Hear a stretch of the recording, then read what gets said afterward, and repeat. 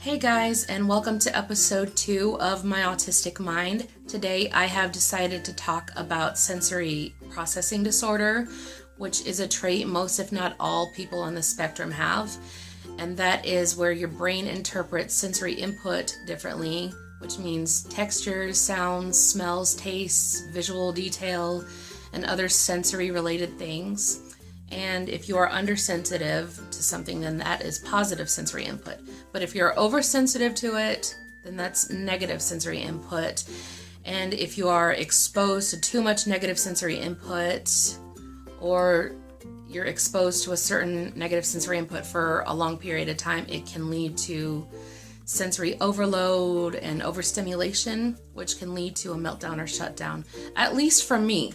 I'm just talking about my experience, but I'm sure there are at least a few other autistic people that'll be like, yes, I struggle with that too. So I want to talk about my negative sensory input first before I get into the positive, because let's get through the Debbie Downer stuff before we get to the happy stuff. So for me, there are certain clothes that I do not like to wear because they are unbearably uncomfortable for me.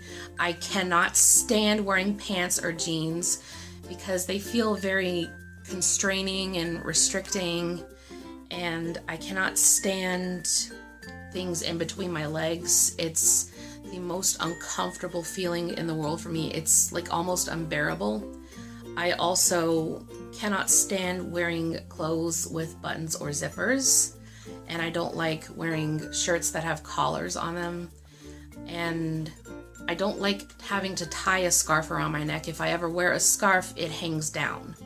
I don't like things tied around my neck. So I dress a lot differently from most people. When you see me, you'll most likely see me wearing a dress or a skirt. And in the wintertime, I wear thick skirts and sweater dresses. And of course, I love to wear sweaters, and I'm going to talk about that when I get to the positive sensory input. But I don't like the way buttons or zippers feel against my skin. I don't like the way they look on me. I don't like looking at them. Well, zippers I don't really mind looking at as long as they're not on me. If they're on someone else, then I don't mind looking at them. But I cannot stand the sight of buttons. I don't like the way they feel. I don't even like the word, because, that's actually not the only word that my autistic brain is like, ugh, I hate that word. But instead, I wear pullover tank tops, pullover sweaters, and I even have a coat that has nothing on it. It doesn't have buttons or zippers or anything like that. It's actually a sweater coat, and it's the most comfortable jacket that I have ever worn, and that's what I wear in the wintertime. Or a shawl, and I have, instead of wearing pants or jeans, I wear these big, long, soft socks that keep my legs warm. And I know that I look different from most people, and I used to be criticized for this in the past.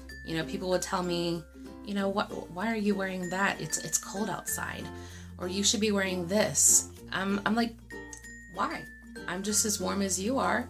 I'm fine. I'm just dressed differently. Honestly, I've gotten to the point in my life where I just really don't care anymore.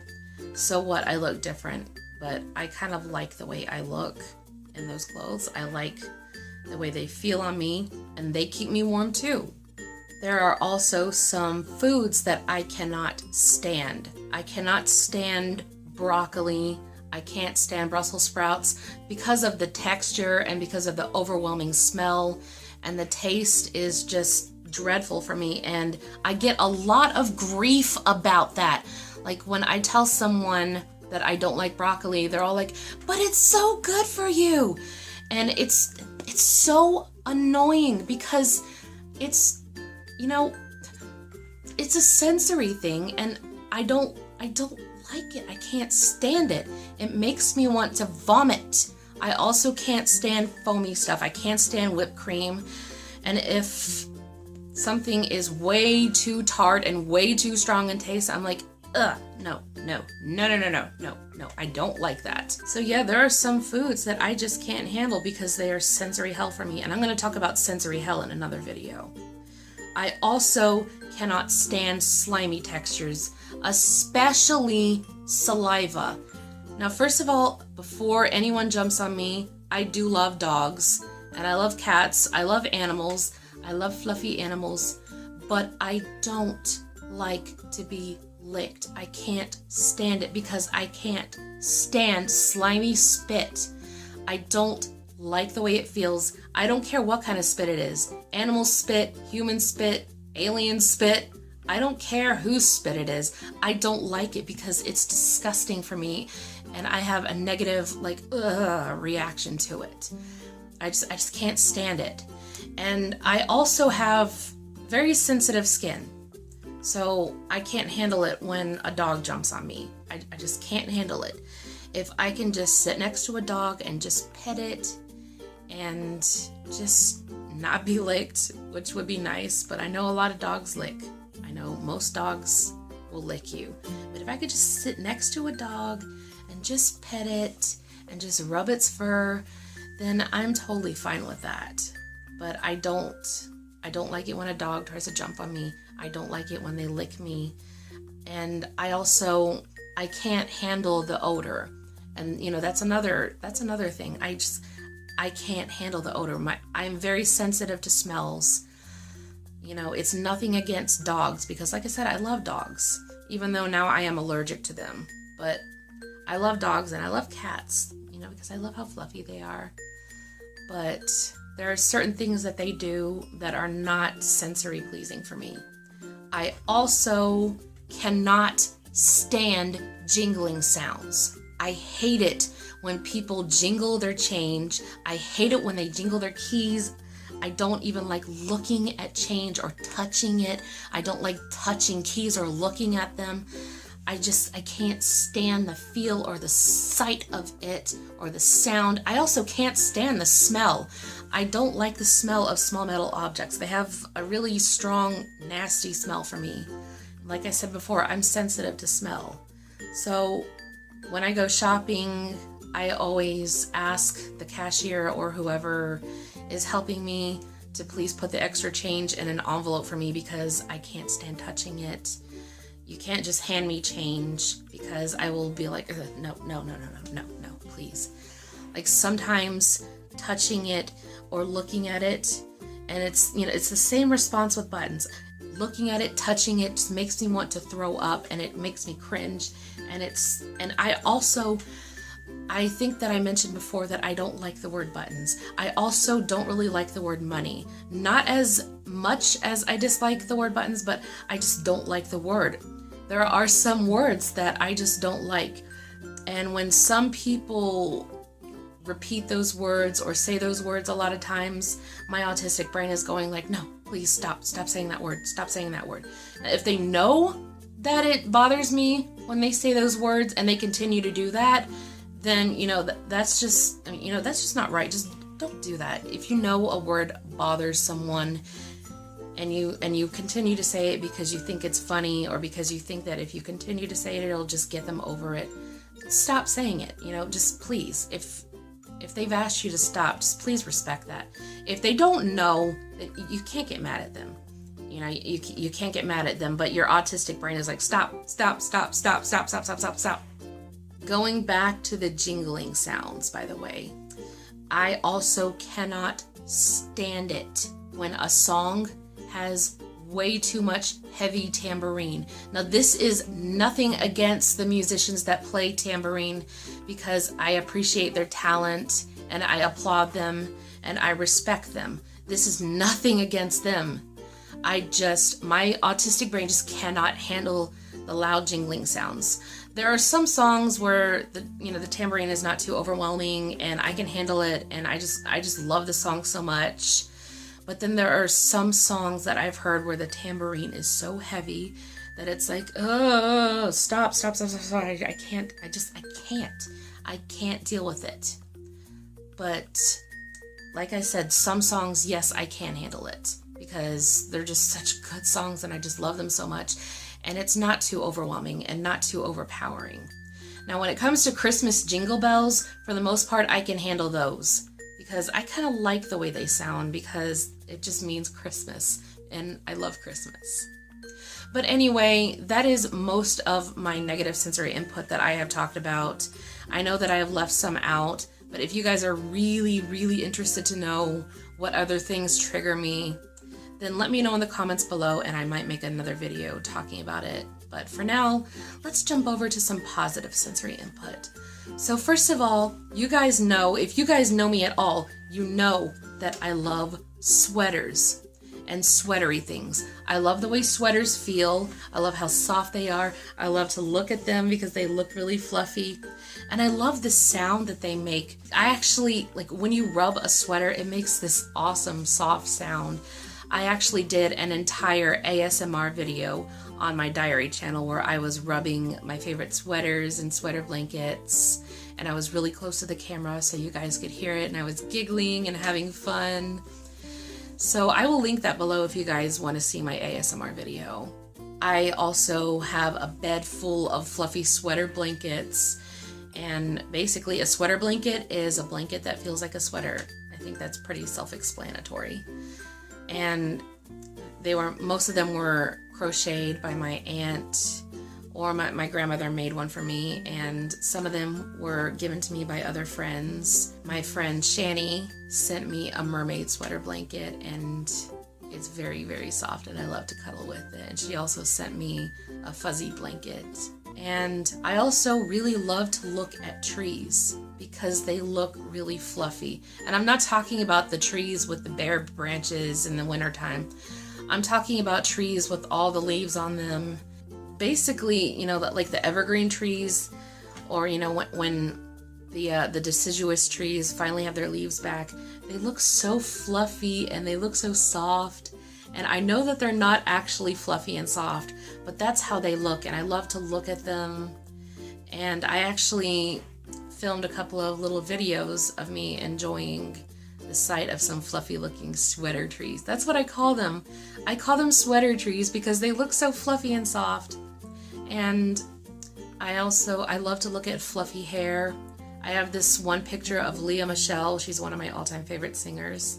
And this particular picture, her hair looks so fluffy and soft, and I just love to look at that picture all the time because it puts a smile on my face, and it's a great way to visually stim. And I'm going to talk about stimming in my next episode. I mentioned before that I do really love dogs and cats and animals. I do love fluffy animals, and I love to touch them and pet them. I really, really, really love fluffy bunnies. But I also really like, and you guys know how much I love music. I mean, I'm so passionate about it, but it is also very sensory pleasing for me as well. When I have my headphones on and I'm into a song, I'm in heaven. I'm like, this music is just so awesome. It's very sensory pleasing. And I also love soft whistling sounds. They make me giggle and they put a smile on my face. And I love it when someone squeals like, I love that sound. That's actually a sound that I make when I stim with my sweaters and sweater blankets. So that's just some of the positive sensory input. I know that I've forgotten a lot of things, but again, if you guys are curious to know what other things that I respond positively to or negatively to, please let me know in the comments below, and I might do a video about that in the future. But I've talked about most of the important stuff at least.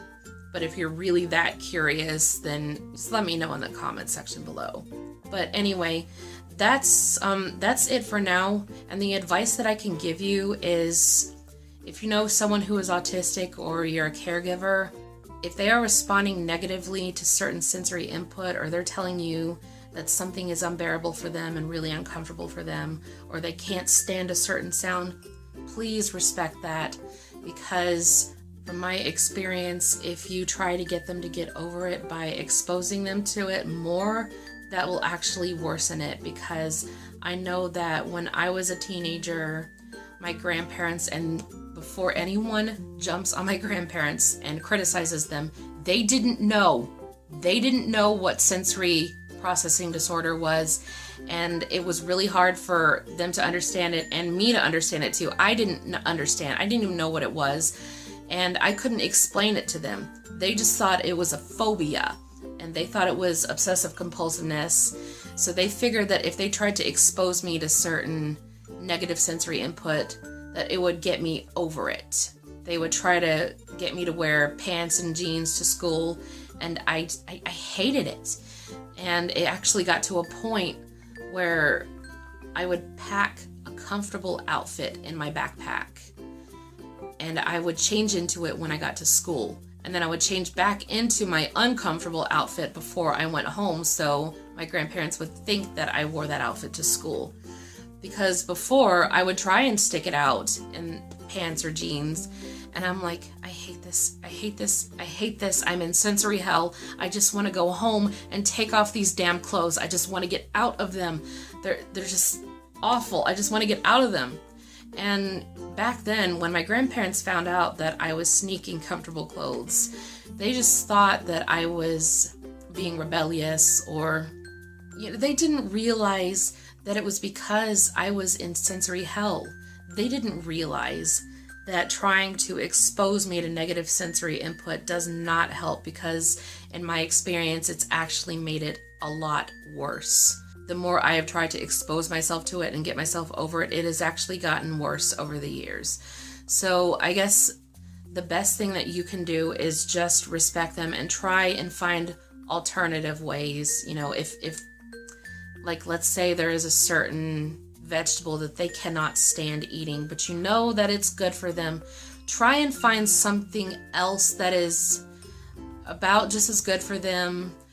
Or if there is a certain item of clothing that they cannot stand wearing, please try and respect that, because like I said, in my experience, trying to get them over it is not going to do any good. It's just going to make it worse. And it's also going to make them feel really bad about themselves and ashamed of themselves, because these are traits. They can't help their autistic traits.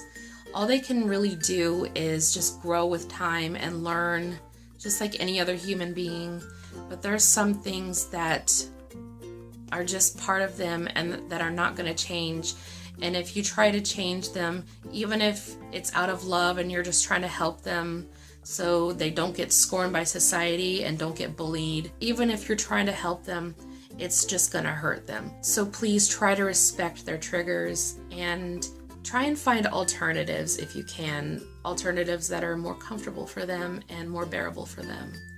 So yeah, that's pretty much all I have to say right now. So my next video, I am going to talk about stimming and how I block out negative sensory input. So anyway, I will see you then. Bye.